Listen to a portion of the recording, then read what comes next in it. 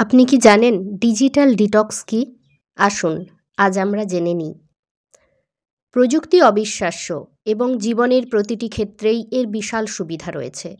Covid সংকটের সময় থেকে এটি আমাদের বাড়ি থেকে কাজ করতে, বিশ্বজুড়ে মানুষের সাথে যোগাযোগ করতে, এমনকি ঘরে বসে পার্টি করতে সক্ষম করেছে। ডিজিটাল জগৎ আমাদের জীবনকে দখল করে নিয়েছে। তবে পর্দা থেকে কিছুটা দূরে থাকতে এবং সংযোগ বিচ্ছিন্ন করতে সক্ষম হওয়ার কিছু সুবিধা রয়েছে। এটি আপনাকে উজ্জীবিত করে এবং বাস্তব জগতের সাথে আরও বেশি যোগাযোগ রাখে। ডিজিটাল ডিটক্স হল স্মার্টফোন, টেলিভিশন, কম্পিউটার, ট্যাবলেট এবং সোশ্যাল মিডিয়া সাইট থেকে দূরে সময় কাটানো। এটি কোনো সমস্যা ছাড়াই বাস্তব জীবনের সামাজিক মিথস্ক্রিয়ায় মনোনিবেশ করার একটি উপায়। ডিজিটাল ডিটক্স কেন করবেন? প্রযুক্তি এবং সর্বদা সংযুক্ত থাকার প্রয়োজনীয়তা মানসিক চাপ তৈরি করে।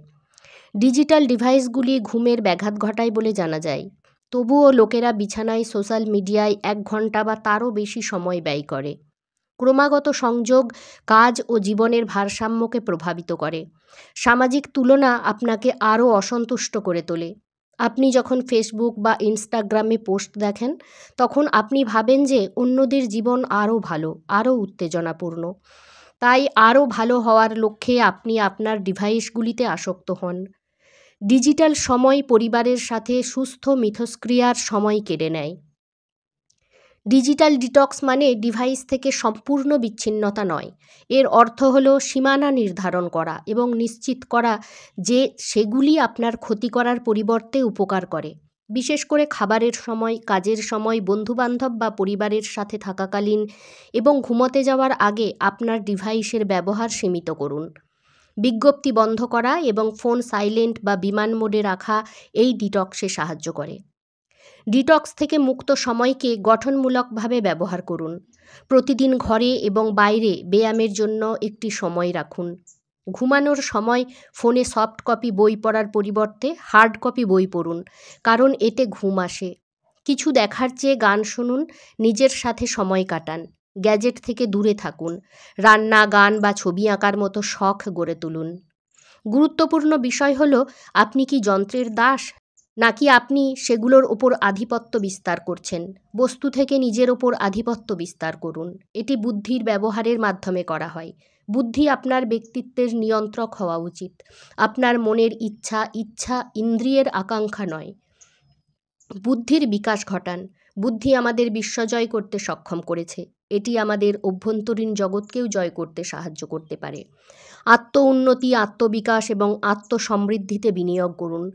এটি প্রচুর লাভ দেবে। আপনার বিকাশের পথে যে অভ্যন্তরীণ বাধাগুলি দাঁড়িয়ে আছে তা দূর করুন। কিছু লোকের মেজাজ খারাপ, অন্যরা অলস এবং আবার কেউ কেউ নিয়মানুবর্তিতাহীন হয়। এই সমস্যাগুলির সমাধান করুন। প্রত্যেকেই নিজের উপর আচ্ছন্ন। নিজের চিন্তায় প্রত্যেকের জীবনের সবচেয়ে ধ্বংসাত্মক বাধা। আমরা প্রযুক্তি ব্যবহার করে এতে আরও ডুবে যাচ্ছি। অন্যদের মঙ্গলকেও অন্তর্ভুক্ত করার জন্য আপনার মনকে প্রসারিত করুন। সুবিধাবঞ্চিতদের কষ্ট লাঘব করার জন্য আপনার আরামের অঞ্চল বা সেফ জোন থেকে বেরিয়ে আসুন। আপনার আবেগ খুঁজে বের করুন। এটা কি সঙ্গীত, ব্যবসা, খেলাধুলা? উৎসাহ, অধ্যবসায় এবং নিষ্ঠার সাথে এটি অনুসরণ করুন। মুনাফা থেকে উৎসর্গের দিকে, দখল থেকে দানের দিকে আপনার মনোযোগ সরিয়ে নিন। আপনার স্বার্থের বাইরে একটি উদ্দেশ্যকে সমর্থন করুন। আপনি প্রতিদিন সকালে সৃজনশীল ধারণা নিয়ে ঘুম থেকে উঠবেন। আপনি শক্তি এবং গতিশীলতার সঙ্গে কাজ করবেন এবং তখনই আপনার উপর সমৃদ্ধি বর্ষিত হবে। উৎসাহব্যঞ্জক সঙ্গীত শুনুন। নেতিবাচক অনুভূতি এবং আপনার উপর চাপ সৃষ্টিকারী আবেগগত বোঝা ঝেড়ে ফেলুন। আপনার মনের অবস্থা পরীক্ষা করুন। আপনি কি খিটখিটে, ঘৃণ্য, সামান্যতম ভুলের জন্যও দ্রুত অন্যদের উপর ঝাঁপিয়ে পড়েন? এটি আপনার ভেতরে ভারসাম্যহীনতার লক্ষণ। এর পরিবর্তে ইতিবাচক অনুভূতি দিন।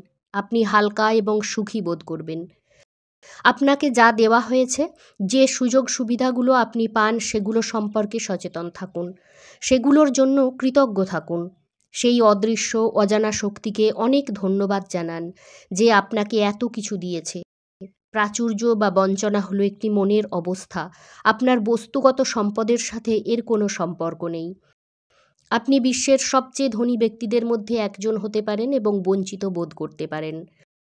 বস্তির একজন ব্যক্তি হয়তো নিজেকে সম্পূর্ণ ধন্য মনে করতে পারেন।